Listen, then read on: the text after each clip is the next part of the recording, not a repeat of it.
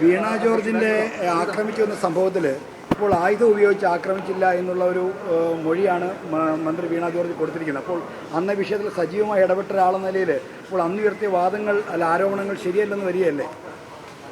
ഞാൻ പറഞ്ഞെന്താ, ഞാൻ കണ്ട കാര്യമാണ്. വീണ ജോർജ് എന്ന കേരളത്തിൻ്റെ ആരോഗ്യമന്ത്രി വളരെ ക്ഷീണിതയായി പ്ലാറ്റ്ഫോമിൽ നിൽക്കുകയാണ് ഞാൻ കാണുമ്പോൾ.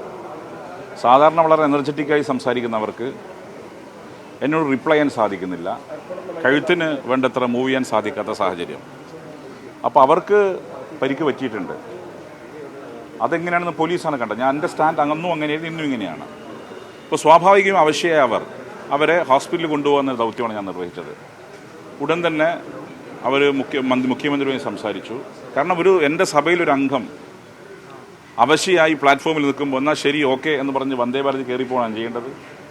എൻ്റെ ഉത്തരവാദിത്വം വീണ ജോർജിനെ ഹോസ്പിറ്റലിൽ കാണിക്കുക എന്നുള്ളതാണ്. ആ ഉത്തരവാദിത്വം ബഹുമാനപ്പെട്ട മന്ത്രിയുടെ കാര്യത്തിൽ ഞാൻ ചെയ്തു. അവരെ ഹോസ്പിറ്റലിലേക്ക് കൊണ്ടുപോകാൻ ആവശ്യമായ ക്രമീകരണങ്ങൾ വരുത്തി. എൻ്റെ കൂടെ ഇന്ന് അദ്ദേഹത്തിൻ്റെ പ്രൈവറ്റ് സെക്രട്ടറി കൂടി ഉണ്ടായിരുന്നു, കെ സജീവൻ. ഞാൻ സജീവൻ ഉണ്ടായിരുന്നു, അവരുടെ മറ്റ് അംഗങ്ങളുണ്ടായിരുന്നു. അവരോട് ഞാൻ ചോദിച്ചപ്പോൾ അഡ്മിറ്റ് ചെയ്യണം, കാരണം അവർക്ക് നടക്കാൻ പറ്റുന്നില്ല, മൂവ് ചെയ്യാൻ സാധിക്കുന്നില്ല ഫ്രീ ആയി. അത്തരമൊരു ഘട്ടത്തിൽ അഡ്മിറ്റ് ചെയ്യുന്ന സാഹചര്യമാണ് സ്വീകരിച്ചിട്ടുള്ളത്. അതാണ് ആ വിഷയത്തിൽ എനിക്ക് സൂചിപ്പിക്കേണ്ടത്. അല്ല, ഈ അങ്ങ് ഇടപെട്ടതോടെയാണല്ലോ നേരത്തെ ഒന്നാം പ്ലാറ്റ്ഫോമിൽ നടന്ന പ്രശ്നം കുഴപ്പമില്ലാതെ പിന്നീട് മൂന്നാം പ്ലാറ്റ്ഫോമിൽ ട്രെയിൻ കയറാനായി മന്ത്രി വരുന്നു. പിന്നീട് അതിനെ രാഷ്ട്രീയമാക്കി മാറ്റിയത് അങ്ങയുടെ ഇടപെടലാണ് എന്നാണ് KSUക്കാരൊക്കെ വിമർശിക്കുന്നത്, കോൺഗ്രസ് വിമർശിക്കുന്നത്. ഇതിൽ ഞാൻ എന്താണ് ചെയ്യേണ്ടത്? ഒരു അവശയായി നിൽക്കുന്ന മന്ത്രിയെ കണ്ടാൽ ഓക്കെ മാഡം എന്ന് പറഞ്ഞ് ട്രെയിൻ കയറി പോകേണ്ട ചെയ്യണം. അവർ അവശയായിരുന്നു. അവിടെ ഉണ്ടായ ഒരു റൊക്കസ്, അവിടെ വേണമെങ്കിൽ ഒരു സ്കഫ്ലിംഗ് നടന്നു. അതിൻ്റെ ഭാഗമായി ഉണ്ടായ പരിക്കെന്ന് ഞാൻ ആദ്യം മുതലേ പറഞ്ഞത്. അവർക്ക് പരിക്കേറ്റിട്ടുണ്ട്. പിന്നെ ഈ മന്ത്രിമാരെ കരിങ്കൊടി കാണിക്കലും ജയിലിൽ കിടക്കലൊന്നും ഒരു ആദ്യ സംഭവമല്ല. എൻ്റെയൊക്കെ ഹിസ്റ്ററി നിങ്ങൾ നോക്കിയാൽ മതി. ഏതാണ്ട് 100 ദിവസം ഞാൻ ജയിലിൽ കിടന്ന ആളാണ്, ഈ കരിങ്കൊടി കാണിച്ചിട്ടാണ്. അപ്പോൾ ഇതെന്തോ ഒരു മഹാജനാധിപത്യ വിരുദ്ധ പ്രവർത്തനം നടത്തിയെന്നാണ് KSU പറയുന്നത്. കോൺഗ്രസിൻ്റെ നേതാക്കൾ അതിന് എൻഡോസ് ചെയ്യാണ്. സമരം നടക്കുന്ന ആളെങ്ങനെയാണ്? സമരം നടക്കുമ്പോൾ അതുകൂടി ആൻറ്റിസിപ്പേറ്റ് ചെയ്യണ്ടേ? സമരം നടക്കുമ്പോൾ ജയിലിൽ പോകേണ്ടി വരും. പിന്നെ ഒരു വനിതാ മന്ത്രിക്ക് നേരെ KSUവിന് അത്രയും പെൺകുട്ടികളില്ലേ?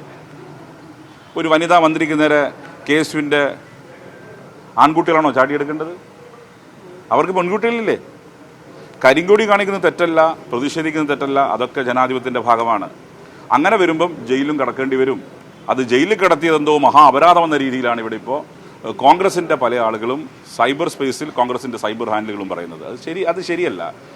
ജനാധിപത്യത്തിൽ സമരം ചെയ്യാനുള്ള അവകാശമുണ്ട്, പ്രതിഷേധിക്കാൻ അവകാശമുണ്ട്, കരിങ്കൊടി കാണിക്കാം.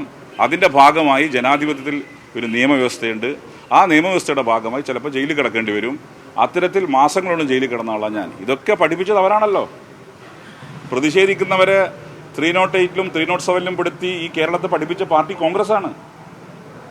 307ലും 308ലും ഞാൻ ഒരു ഡസനിലേറെ കേസിൽ പ്രതിയാക്കിയിട്ട് തന്നെ, ഞാൻ ആരെയും കൊല്ലാൻ പോയതല്ല. അത് എന്നെ പ്രതി ചേർത്തിട്ട് ജയിലിൽ കിടന്നിട്ടുണ്ട്. അപ്പം അത് സമരത്തിനകത്ത് സ്വീകരിക്കുന്നൊരു സമീപനമാണ്. അത് വേണമെന്നുള്ളത് എല്ലാവരും ചർച്ച ചെയ്യേണ്ട കാര്യമാണ്. രണ്ടാമത്തെ കാര്യം, ഒരു വനിതയ്ക്ക് നേരെ ഒരു വനിതയെപ്പോലും ഉപയോഗിക്കാതെ സമരം നടത്തുന്ന രീതിയും കോൺഗ്രസ് പരിശോധിക്കണം. അവർക്കിഷ്ടം പോലെ വനിതാ ലീഡേഴ്സ് ഉണ്ടല്ലോ, KSU ലീഡേഴ്സ് ഉണ്ടല്ലോ, വളരെ നന്നായി സംസാരിക്കുന്ന, നന്നായി ഇടപെടാൻ സാധിക്കുന്ന KSUവിന് യുവതികളുണ്ടല്ലോ. അവരാരും ഇടപെടാതിരുന്നത്. അപ്പോൾ അവരൊന്നും ഇല്ലാതെ ഒരു വനിതയ്ക്ക് നേരെ നടത്തിയ സമരവും ശരിയല്ല എന്നാണ് അഭിപ്രായം എനിക്കുള്ളത്. ഏതായാലും എൻ്റെ സ്റ്റാൻഡ് അതാണ്.